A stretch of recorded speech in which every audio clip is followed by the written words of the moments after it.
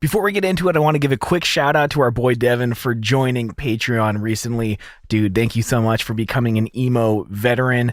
Really can't express enough how thrilled we are, how appreciative we are that you are supporting the show. Thank you. Thank you. Thank you. Thank you. All right, let's do it. Hey. Hey. Hello. Hey. Doctor. I'm starting to do that all the time. Hello. We're just impersonating each other. Oh, my dog doesn't like it. You gonna go sit down, buddy? Let's hear what my dog has to say about that. Nothing when the microphone's on him, apparently. So, we have a top 3 song of all time today. Is it even the top 3 song of 2005, man? Well, if we would have gone by my draft, it would have been the top song of 2005. That's either a tease or a callback. Depending on... Find out next after the break. Start the show or something.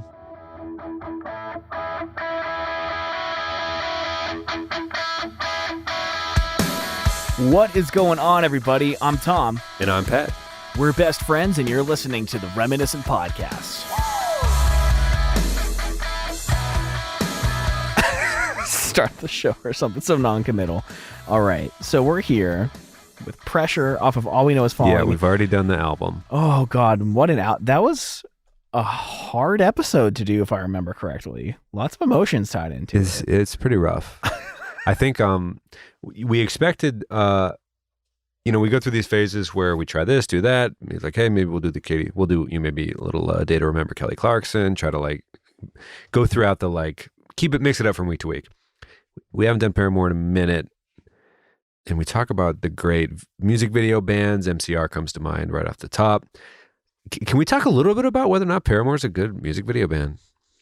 What's really interesting is there's 2 eras of the band, so I don't want to paint with too broad of a brush here, but what's really interesting is they have the same music video director that My Chemical Romance has. So they should be on a pretty level playing field in terms of art direction. So maybe this video is directed by Shane Drake, and we, I think of him as the god of music videos, especially in the genre. But American Gods, dude. We've definitely seen some music videos that are better than others. So does that mean Gerard Way, since I know the singer of My Chemical Romance's name this time around? I wish there was a section or a level of depth. Maybe we should start looking into this in the future, but I wish there was a pod with every lead singer of every music video we cover that we could listen to get insight of how much input, because it can't be the same every time. Yeah. There's the stories about Gerard Way, world building, creative, a guy, you know what I mean? There's a reason their videos are so good, but I don't know how involved Paramore even was. This was really early. I think the drummer was what? Yeah, Zach was 14 in the recording of this music wearing video. A polo, chilling. Not even really grown into his adult body yet. Wailing on those drums. Yeah. He's had arms like monsters, though. I think it's a fine music video. I don't think it's some of Shane Drake's best work. It's not even Paramore's best work, but... Or is it? Because we're covering it before we're covering... Oh, true. Well, true. Before we even get into misery business, we just need to mentally prepare ourselves. We will do that music video someday, but they stop playing that live. Yeah. It's kind of the similar reason we've stayed away from brand new and stuff that hasn't aged tremendously.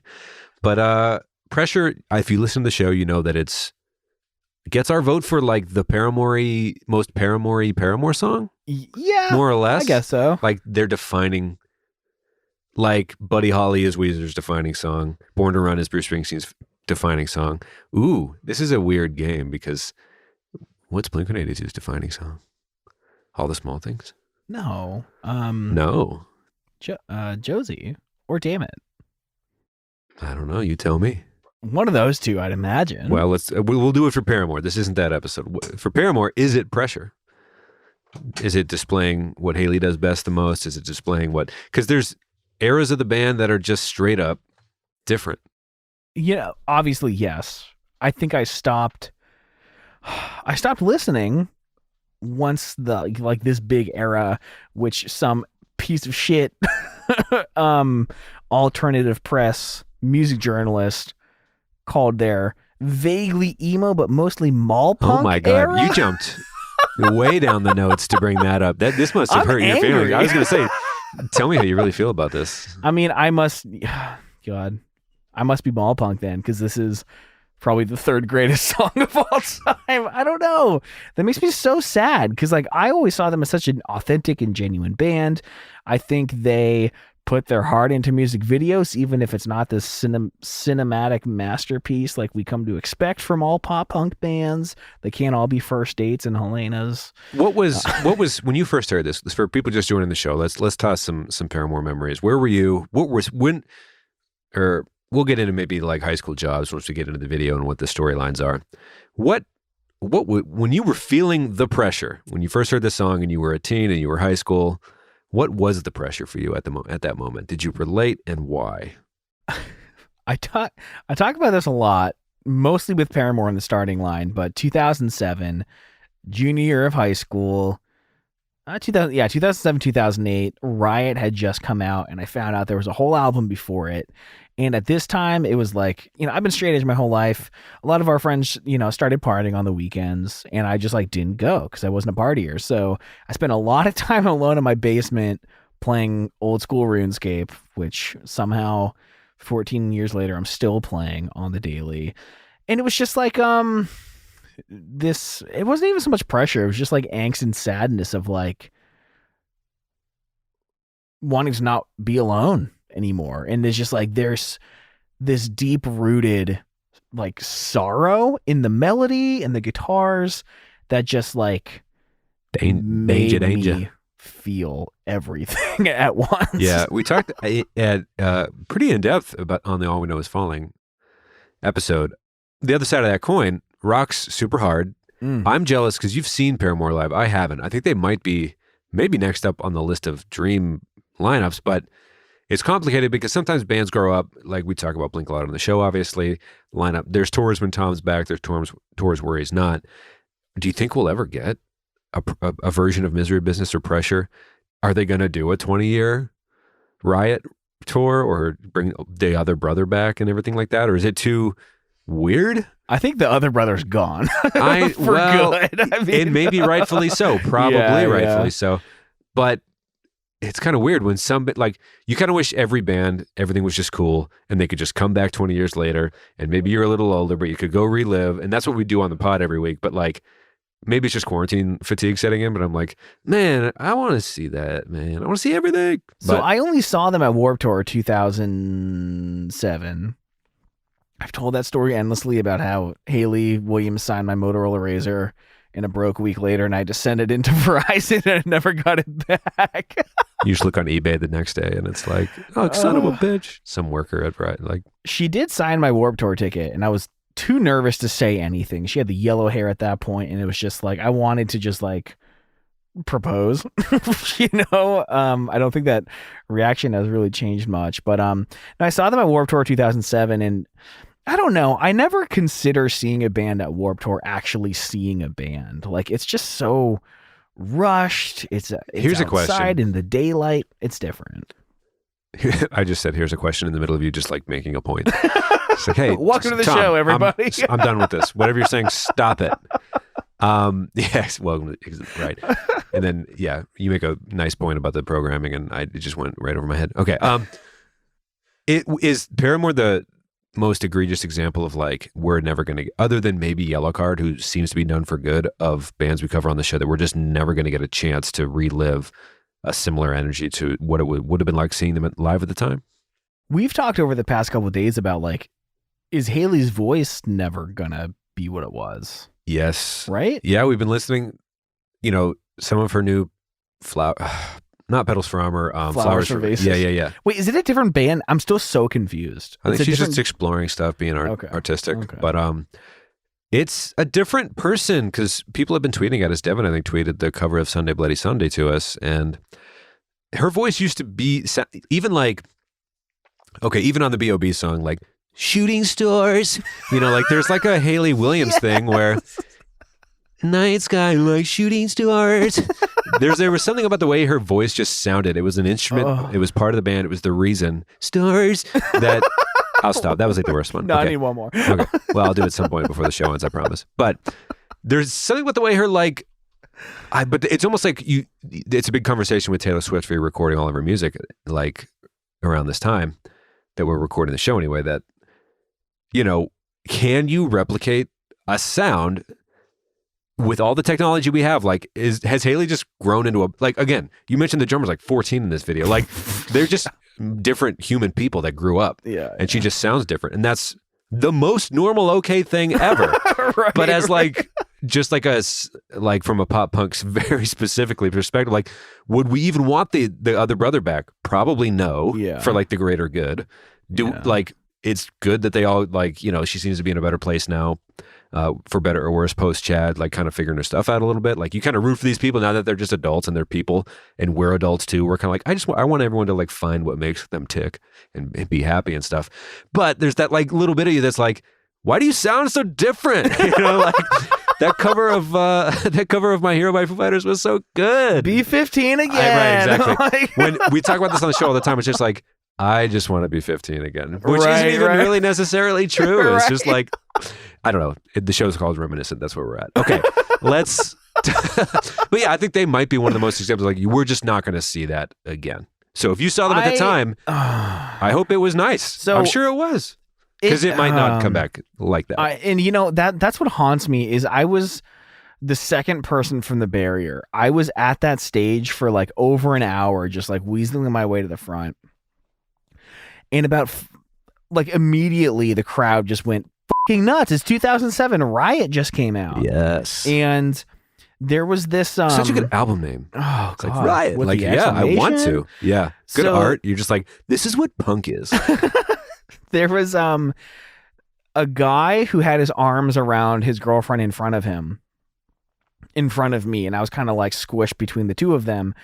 And, the crowd pushes on people, and it's like the kinetic balls, the whole crowd gets pushed forward, and I was getting pushed into this girl in front of me, and I had, my arms kind of like in front of my chest, so it's like not an intentional pushing of my body onto yours, it's just the crowd moving.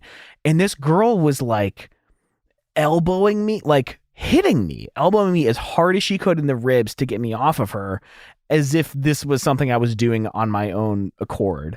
And it like fucking hurt. I feel like I was being attacked by this woman. And eventually, probably 3 songs in, I just climbed over the barrier, went to the back of the crowd, got a Monster because I was dehydrated. And of course, what can fight dehydration like all that caffeine? And I just watched the rest of the show from the back. And I remember them doing Pressure. I remember them doing the flip over the back live and just being like, I could have been in the front of the crowd, but this fucking girl was just elbowing me in the ribs as hard as she could. And it wasn't like an accidental thing. She was trying to get me off of her. But I'm still angry to this I was going to day. say, like, damn, I'm still angry. I'm fucking worked into a shoot. I looked down at I don't have a watch. I don't know why I said I was about to say that I do, but I was like, damn, Tom's rightfully back in this moment. Kind of lost me for a second there, but that sounds like an unpleasant time. Let's do some fast facts before the episode gets away from us. I was going to say, are you all right, man? Into a shoot. I will never see this band again. And the one chance I had, chance I had was squandered. How's it feel to be? Let's just move on. Fast facts. They don't have to be fast or fun. Let's just let it out. Who were they touring with at the time? I think the big takeaway here is, did the 3 quote unquote singles on this record even chart? I'll let you have the floor. Yeah, so Emergency and Pressure were the big singles. If you look at their YouTube numbers, they're pretty similar. Big, it's like they weren't, but they were the singles. Yeah. 45 million views on YouTube. To me, this is, again, one of the biggest songs of all time. Bigger than that other douchebag that recorded a song called Pressure. Doesn't even know how to write a hook. This is the Pressure. You're talking about David Bowie?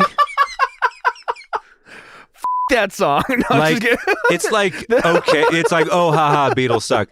Bowie's untouchable, man. No, I think by any account, like, even the Zag anti-Beatles people are like, this is the one true Tom, Pressure. I don't know, like, this is the one true Pressure. You're either going against Freddie Mercury or David Bowie in that scenario. And, no, don't talk bad about Freddie Mercury. That's what I'm saying to you. You brought it up.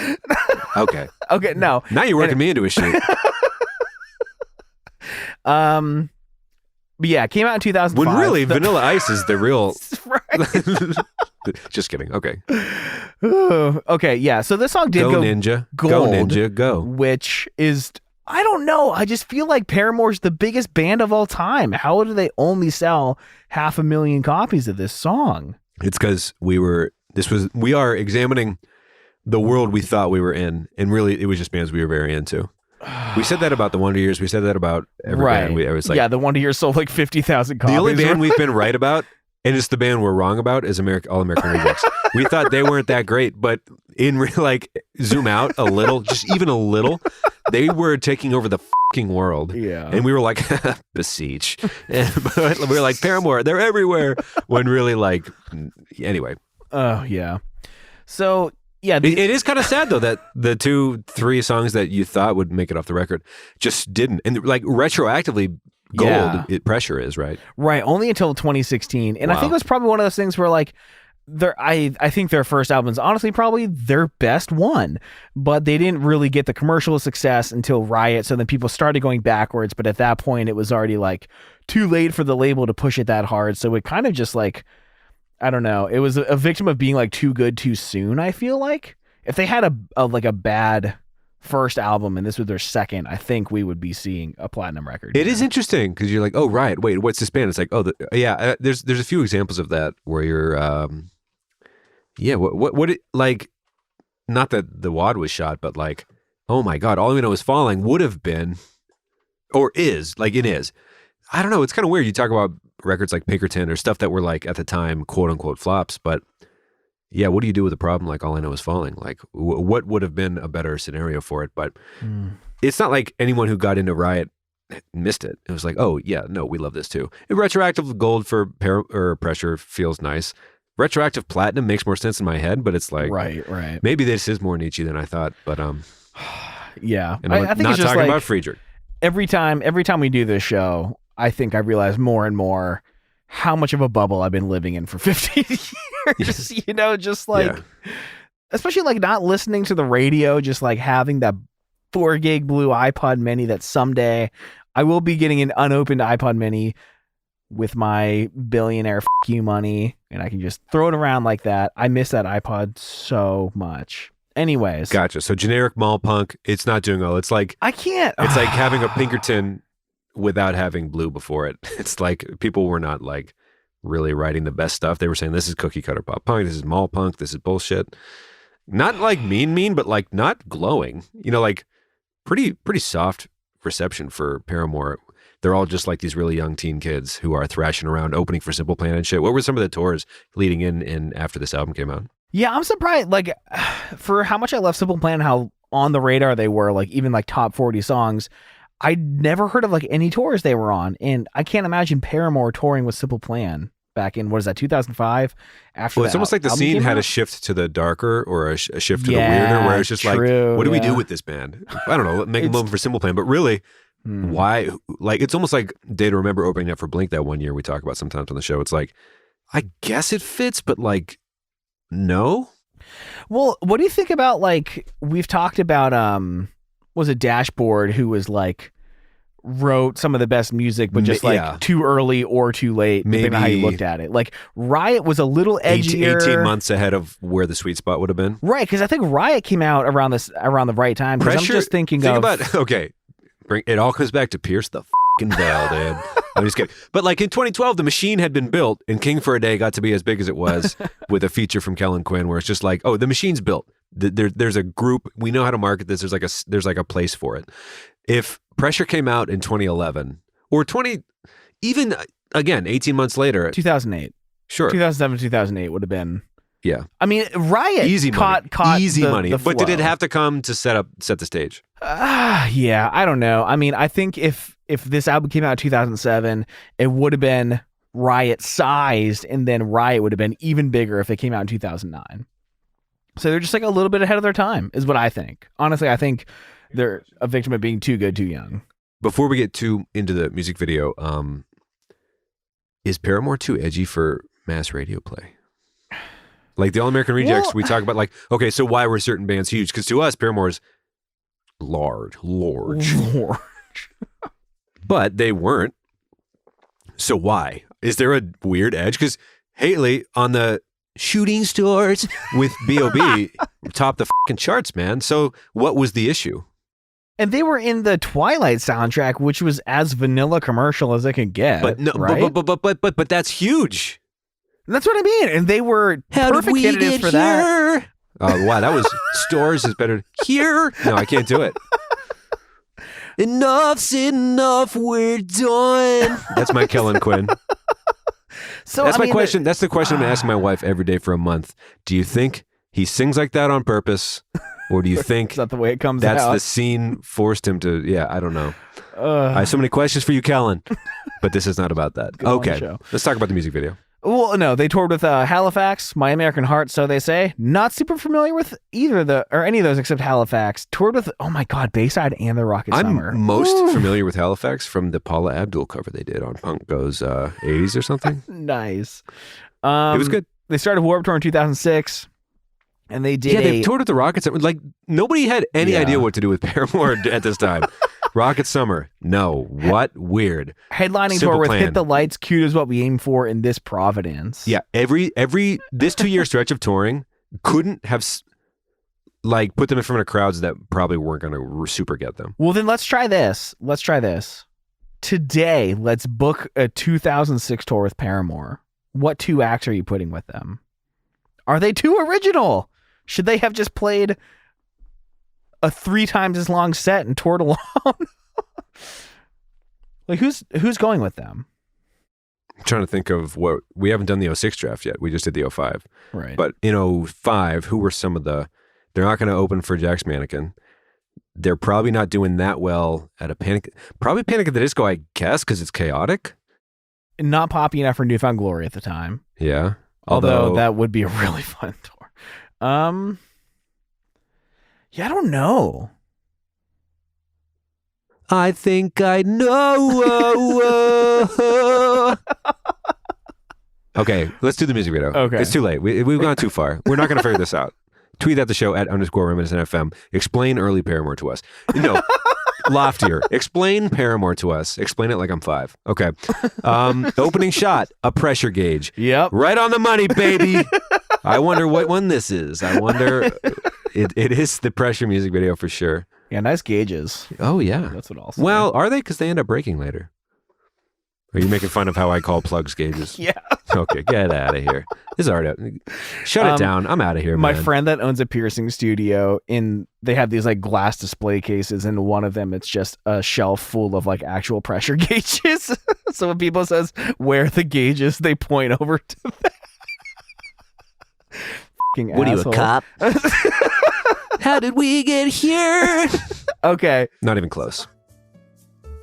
All right, friends, I hope you're enjoying the episode, but let me briefly break in here to thank our Council of Elders. These are our top-tier Patreon supporters. In this group, we have Andre Prevost, Johnny Leftwich, Jason Carey, Anonymous, Chris Lukey, J.W. Johnson, and Nathan Eshelman. Thank you all so much for supporting the show. Thank you to every single person in our Patreon. If you'd like to check out what we're offering, you can head over to patreon.com/reminiscent, see the different tiers, see all the stuff that we put in there. Everyone gets the episode a day early with post shows, behind the scenes photos and videos, monthly video and audio AMAs, lots of cool stuff. Check it out if you want, but no pressure. Thank you for being here and listening to the show, and let's get back to the Pressure episode. So it's a pressure gauge. We see some of the band, right? And a guy, a rather handsome Midwest looking guy shows up to a burger joint. Not Midwest emo. Not Midwest emo, just a Midwest guy. Yeah. With nice hair. Burger joint, soft serve, tasty freeze if we're going under the Melon Camp. Tasty freeze. JCM Extended Universe. Or if you're from Erie, it's probably a Sarah's like place. If you're not from Erie, Google Sarah's. Or don't. I don't give it's a cute. Shit. I'm not your fucking dad. I wish you were. Papa. And Pop. we get the whole scene set like immediately. Guy at the food joint. There's the band in the basement. Lots of pipes, pressure gauges. Yup. And a girl at a modeling shoot. And a girl? Yeah. Which makes less sense than the other two things to me. I'm like, okay. And this is an all red hair version of Haley. No orange yet. Did she dye it orange to match the like cover art of Riot, I wonder? Probably not, but Oh, the branding was on point for that album, though. I'll say that. Yeah. Yeah, but it's red, like a deep red, and 16-year-old me was a fan. Kind of an interesting spectrum. One of the guitarists has like a suit jacket on. The drummer, 14-year-old, just wearing a polo, dressing up for the shoot. Baby long blue hair. polo. Haley's got kind of, I guess, similar to the era, got a tight tee, not from where they're from. Philadelphia Flyers hockey for Haley. Kind of a jacket for the other Farrell brother. And then the drummer, young teen, looking sharp for the video shoot. Wears the polo shirt he has in his closet, I'm guessing. Baby blue polo. That's right. His looking mom good. probably set it on the bed for him that morning. There's a bandana around the neck of, Oh, yeah. I guess, a bassist that would have been, kind of a rotating bassist situation for Paramore for a bit there. I remember thinking he had the coolest fucking hair ever. There's a lot of cool hair in this video. Yeah. You know what's not in this video? A single curl of hair. Everything in this video is all as straight as that is what, like, you're like, oh, remember when people used to straighten their hair, even the boys? It was this year. This is 2006 is when that was happening. And it's exhibit A, B, C, D, E, F, G, down to Z, of course, here in this music video. The girl at the shoot, the guy at the burger joint, everything is straight, like, comically, I guess now to look back and be like, seeing these people grow up and just be like adults, to be like, man, yeah, this was a scene. This was a scene for sure. But I did not notice that. But okay, yeah, not a curl in sight. well, the girl at the modeling shoot is just sitting there, very straight hair. Yeah. She so we're starting to get, it's like, so who's going to feel the pressure? The girl at the modeling shoot pulls a piece of chocolate out of her jacket. And there's an assistant who just like, she doesn't like slap it out of her hands, but she might as well have, I guess. Just like, no, not today. You're a model. You can't eat chocolate today on the job or ever. Which, thoughts on, I don't know. I feel like, did this video need to go there? You know what I mean? Like, I mean, the pressures of the job, I guess. I mean, no, I know, but like, there's a whole magazine, feeling beautiful in your own skin, like, made a lot of progress, people being who they, et cetera, et cetera, et cetera. Feel the pressure gauges. They're in a basement, guy at a burger joint, teen job, girl at a modeling agency, getting chocolate ripped out of her hands. Like, less relatable of higher all the stakes. Other? I don't know. I'm just saying, like, one of these things is not like the other to a certain degree. I don't know. Yeah, sure. Thoughts on the performing, thoughts on the hair, thoughts on kind of let's go here. Fall Out Boy, Paramore. More, at least just from a music video stage presence standpoint, who moves and shakes more? It depends Swoops, on flips, bops, turns, bop it, twist it, flick it. Spin it. Wow. It depends on boom. high score. Do you remember the original Bop It? It couldn't just say like 74. It would be like the Bop It sound effect would be 10s and the twist it would be 5s and the other one would be singles. It'd be like brr, brr, brr, brr, grr, grr, and you had to like count how many they were, and it never explained at any point in the documentation like what it was. Anyways, flick it on the sequel, the Bop It sequel, which was just a different Bop It Extreme. item. It had the 5. Yeah. The 5 little I had a Bop It Extreme. Flick It too, is actually. always unsettling to me. I'm like, I don't know about this one. It always felt weird, and I'd always lose on that one. Flick It. I'd be like, no. You're fucking weird, man. I mean, Pull It was far enough for me. Flick It, I guess, I don't feel, I just, what's the safe word? Daddy. Twist. Oh, Jesus Okay. Christ. So it depends. Go back to the performance. It depends who's the better performer. It depends on if Pete Wentz is a vampire or not. Well, because when he's a flipping. vamp, he's flying through the fucking ceiling, dude, backflipping off the pillars and stuff. Oh man, yes, Little Less 16 Candles videos, a triumph for sure. Yeah, 2005 was the best thing that ever happened to Fueled by Ramen. An ambitious, as we've mentioned on the show, an ambitious business model, which was to have 2005 happen as a year. But okay, sorry, I can't just keep using that joke every time we record an episode, just because I know you're going to enjoy it. But which do you prefer? Do you have a preference? I ate up anything Paramore did. When you saw him live, was it like as hectic as they portray in the video, moving around. That like, well, no, because if you're in a garage band, you're just like, how do I move to be cool? Yeah. They and Fall Out Boy at least had like identities to a certain degree. Was it working live when you saw them? I don't think anything works at Warped Tour. The stage is too big. Does it humanize people in a certain way? It's just like everyone's hot and sweaty and miserable. It's just like, here's our hit and we're all going to be wearing black and the sun's going to make us all hotter for it. Yeah. Like, do punks ever wonder, like, I wish like lighter colors in the summer just to reflect more heat? Like, did we just agree to all be, maybe that's why they're so emotional. Just too fucking hot. It's just like an illogical wardrobe choice for, to be touring in humid areas during the summer. Black is very slimming, so I'll put up with it in the summer.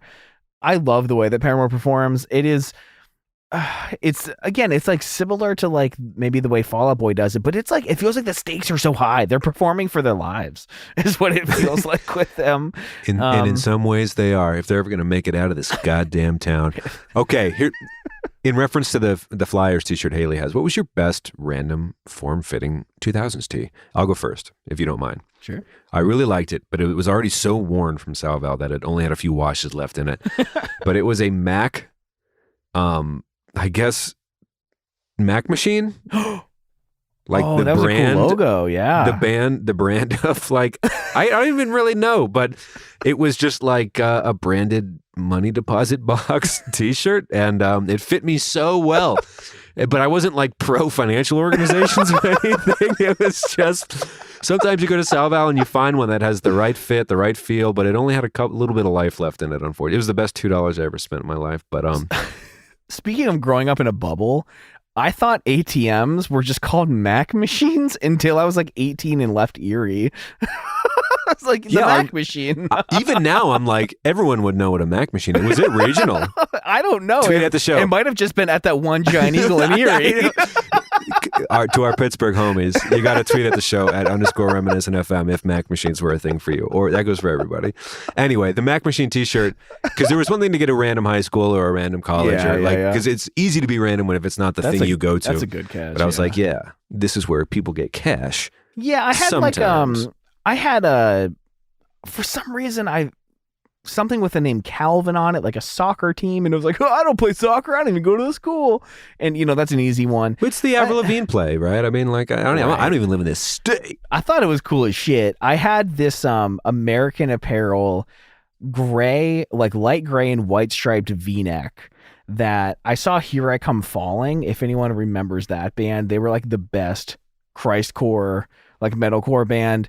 And when they were in Erie in 2007, the bassist threw the bass over his shoulder and it hit the singer in the top of the head, and he just like gushed blood out of his face for like 20 minutes, and his whole face and his whole shirt was soaked in blood, and like he was screaming, he was like spitting blood into the crowd.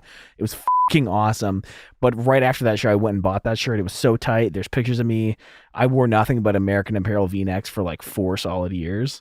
And I loved those. That was like, it was my thing for a while. I had like 17 different colors.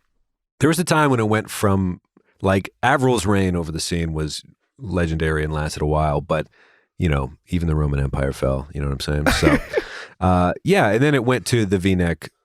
I don't know. I keep saying Pakistan because that's just where he worked, but like there was like a little more planned out wardrobe stuff by the time my boy Kellen Quinn over here coming in. No, just kidding. I have no beef with them, but Pierce the Veil has consumed me. Please help. Please help me. It's only the same song. Okay. And it's Kellen Quinn's not even in the band, right? He's only a fucking feature. Okay. So the boy is, let's say this. The boy's having a tough day at work, but he is also like, to the boss's credit, kind of fucking up. Like he pours a sloppy soft serve, turns around and immediately just squashes it against the boss's stomach. Like, oh shit, oh no. And the boss is like pretty understandably mad. I don't know. Like this teen, maybe the boss should have been less of a D-bag, but the teen's also kind of dropping the ball a little bit. He's getting paid $4 an hour, dude. Give him a break. Like, you can't expect anything from a 16-year-old at a hot dog stand. I don't know. Can you really up pouring soft serve in a cup? It's a bummer that they hit each other, but I don't know. I almost said good people on both sides. Oh, Jesus Christ. Tom, you come back to me, boo. Where are you? Where are you, boo? Come back to me. Tom's elsewhere. He's staying elsewhere right now. I don't know. A burger stand job. I don't know. I had so many dog shit customer service jobs that like.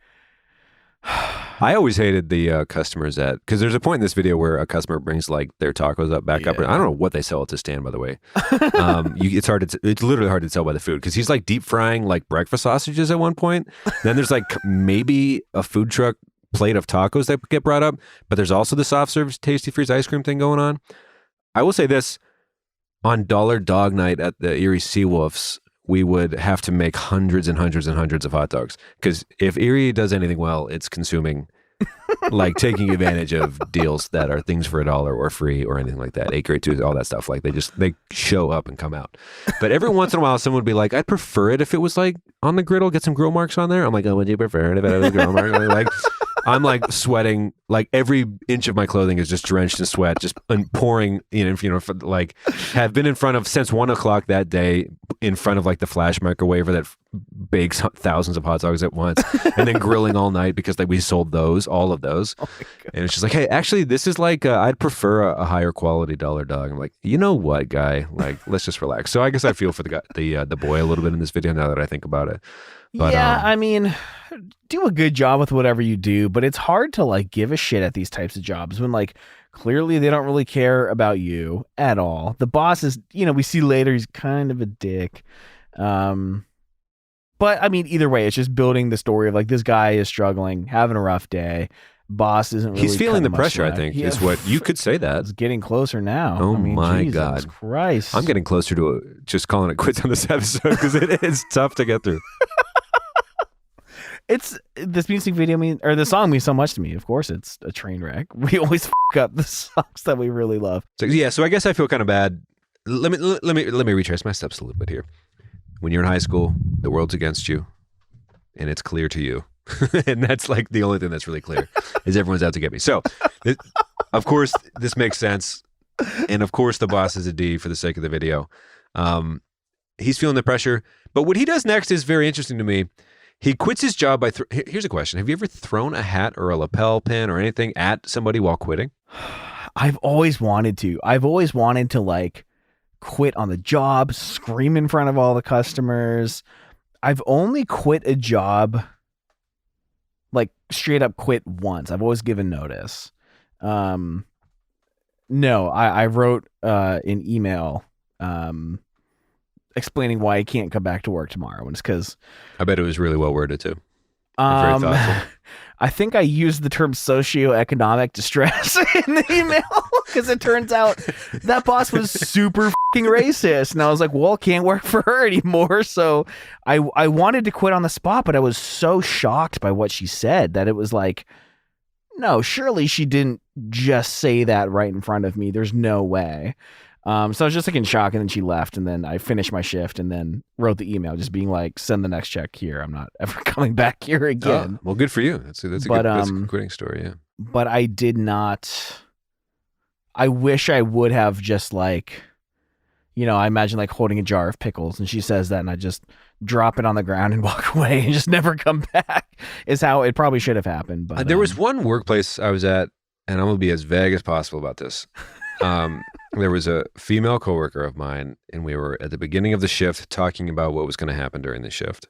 And there was some level of guff from one of the people above us in the way we were discussing it.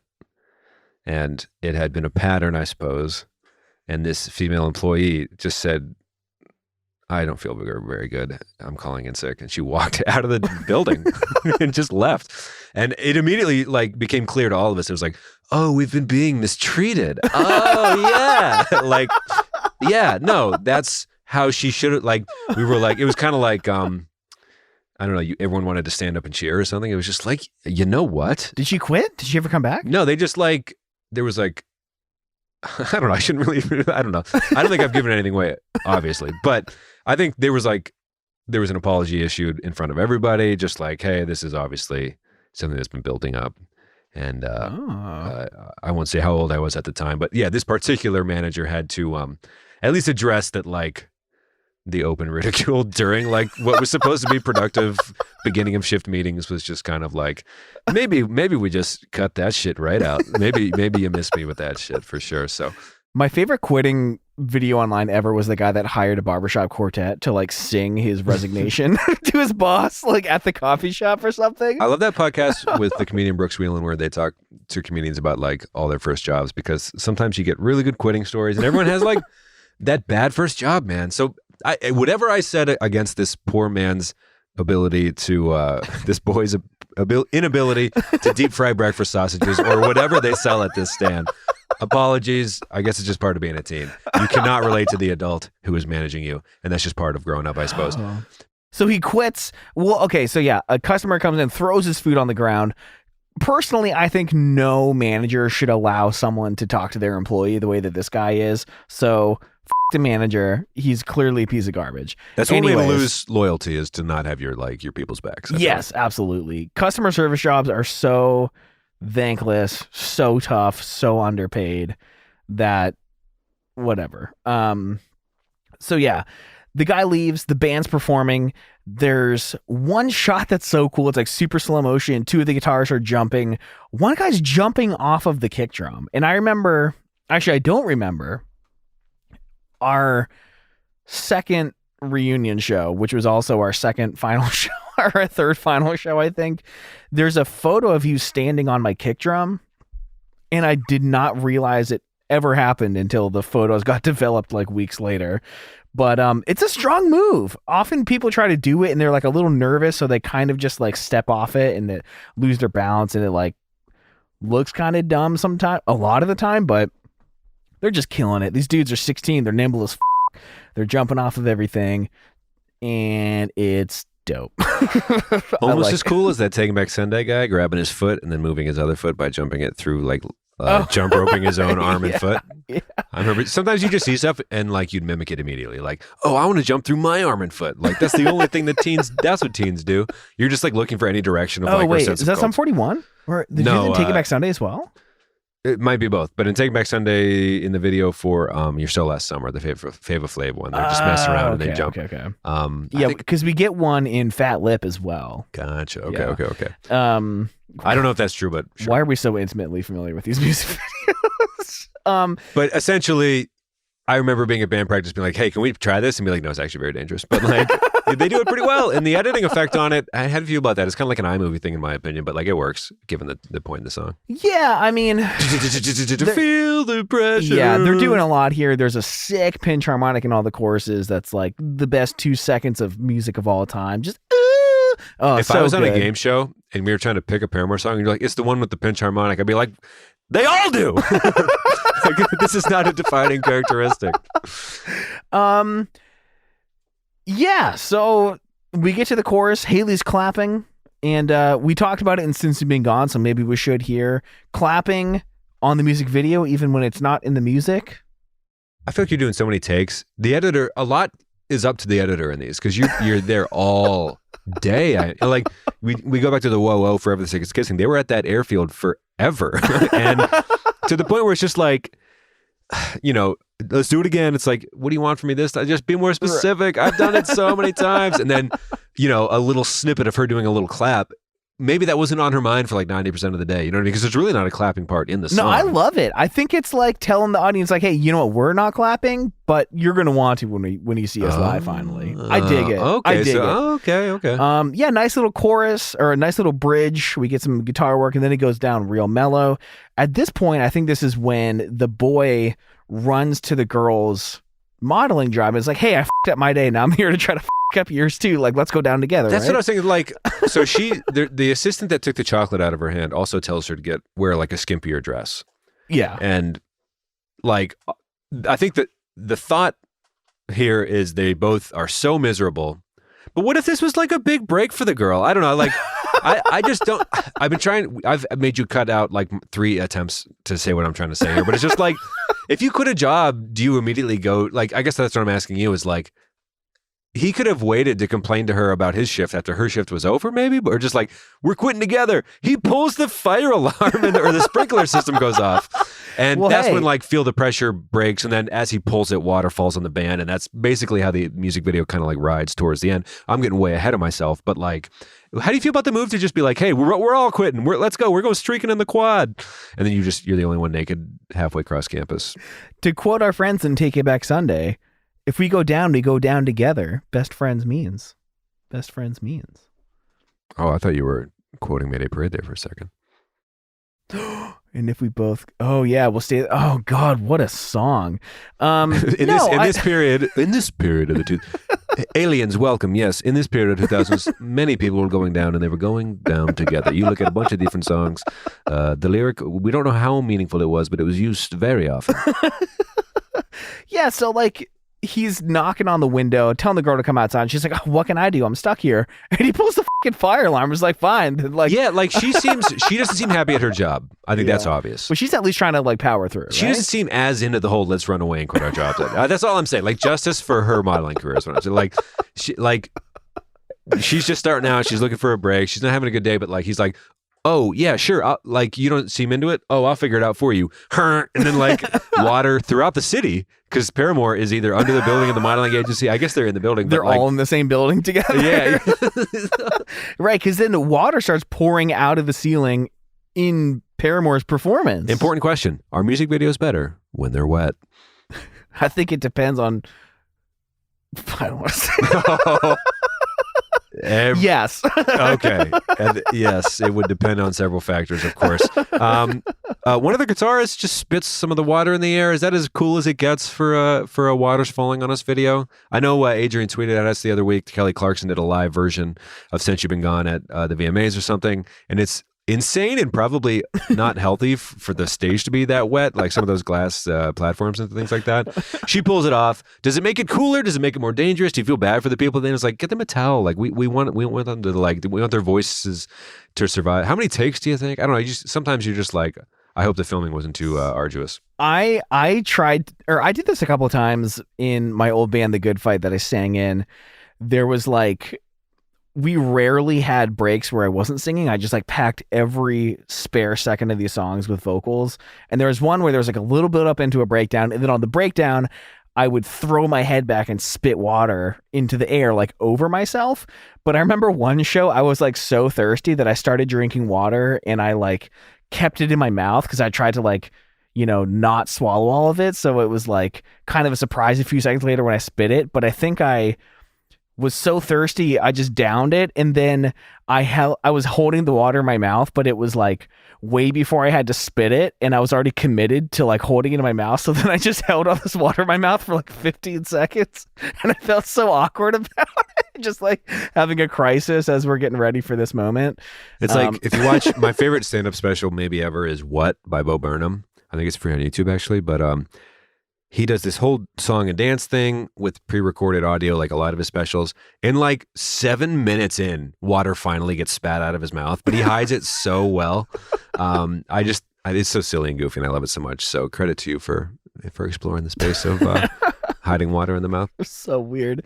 Anyways, I think it's awesome. They're really performing. You get the slow motion of the water coming off the cymbals. So the pipes themselves were feeling the pressure. We're learning. Yeah. One could argue. One big metaphor. Hey-o. At some point, you're going to burst. At some point. You're going to quit your job and make your loved ones quit too. And then you're in the car. You're on the bus in The Graduate. You're looking at each other, and then you're just scared after the rush goes away. And that's life, I guess. I don't know. What's the lesson, Tom? Sometimes you just got to get wet, man. I think that's it. Works for me. Songs of the week. No, I mean, I think it's nice. We see the gauge. It's like the climax of the song is the water falling down, the guy and the girl are running away hand in hand. The band, they're doing the backflip over each other's backs. And then we see the pressure gauge come down, the water stops, and it's like this moment of peace. And it's just like there's got to be, if you're building up all that, it's either going to like all come flooding out at once, which is like, I don't know. We found a better, like, the Who I Am Hates Who I've Been Reliant K music video it was like, oh yeah, okay. So we worked our way into finding a meaning for that one. I think we're having a harder time with this one. Yes, pressure as a teen. I mean, it's but maybe pressure. maybe it represents it's pressure. Teen like, pressure. It's just pressure. Yeah, but like as a teen, it seems maybe more intense than I don't know. I mean, maybe it's like sometimes you just gotta scream. I don't know, or just cry. That's been me lately. Every other week, I'll just cry a lot for like 5 minutes and then be good for 2 weeks. Hey, there you go. That's what the sprinklers were. That's been my shit lately. just one good cry. Yeah, I don't know. I mean, for the protagonist in the video, it's just like maybe more for the guy than the girl. It's just like in a bad situation, you just got to get out. You just got to leave. Run away with the girl. Better Off Without You was really about the old man that works at the burger shop. Better off without stores. All right. I do have a song of the week. I actually have a song of the week. Yeah? Yeah. Okay. Any final thoughts, Paramore? We're not going to talk about them for a while. Like, for real this time. I could only talk about them. For real this time, I know. And just the first 2 albums forever. I mean, I so love this song. I've made jokes about like wanting to listen to music that's just like drags me into the gutter. And like this is that album. One of them. It just like it causes this like it's not even so much of like a tension in my body, but it's just like I can feel every cell when I listen to this song. And I think I don't really want to feel that much all the time, but it's nice to just like turn this song and be like, okay, I do have feelings. I'm alive. I'm breathing. Let's fucking go. This song is just like therapy to me, I think. I love it. I wish we could talk about it for another hour because I would. Yes. How are you guys doing out there? You okay? You all right? You feeling the pressure? Boomer money? lives. You good? Whenever we sound too much like Mark Maron, I'm just going to start saying Boomer lives. You good? You good? It's heavy, There's a weight to it, and you feel it. That's as good as it gets. Me singing Stars is a little closer, but both are bad. And let's bring the vibe right back up with your song of the week here. We're Good by Dua Lipa. It's actually, no, my notes are incorrect. Oh, okay. Yeah, Dua Lipa makes pop music that I like, and We're Good is a track that she recently came out with that I like. Awesome. Taylor Swift is putting out re-releases of her album Fearless. And is this just gonna be your songs of the week until further notice? Just each one Love that gets Story. We've got Love Story. It's I thought you might have already used that one. I wasn't re-recording. Sure. I don't know. It's a re-recording, and usually re-recordings are awful, but this one is like almost. Oh yeah, you couldn't have used it because you literally just listened to it this morning. Right at the time of recording, it came out like 12 hours ago. Yeah. Backlogging the shit out of these few episodes. Yeah, and it's good, and all the money goes to Taylor. She owns it. Money goes to Jasper. It's a crazy faithful reproduction of the original, which I didn't think she'd be able to pull off. Tough to do. Didn't think she would do it. Well, someday we'll get a new Paramore record, and we'll get to see whether or not it's more of a Brand New Eyes era or Hard Times era, or no, After Laughter. After Laughter. Yeah. My apologies. Which I didn't even mind. No. It was pretty good. Honestly, Paramore contains multitudes. There's so many. All right. That's it. All right. Post show. To the post show. Love you all. Tweet at the show. What's your, give us some good high school job stories. Ooh, any good quitting stories. You ever walked out? Yeah. You ever looked the man right in the eye and said, go f*** yourself? I don't need your $5, little man. Whip that shit in my hand. All right, bye. Thank you so much for listening to this episode of the podcast. Please hit us up on Twitter at _reminiscentfm. Have you ever walked out on a job? Have you ever quit? Have you ever left a shitty email telling your boss to go shove it? Please let us know. We would love to hear your stories. If you'd like to check out the show notes for this episode, you can head to reminiscentpodcast.com/episode/223. And you can find our Patreon at patreon.com/reminiscent. Thank you all so much for being here. We'll talk to you next week. Love you all. Bye.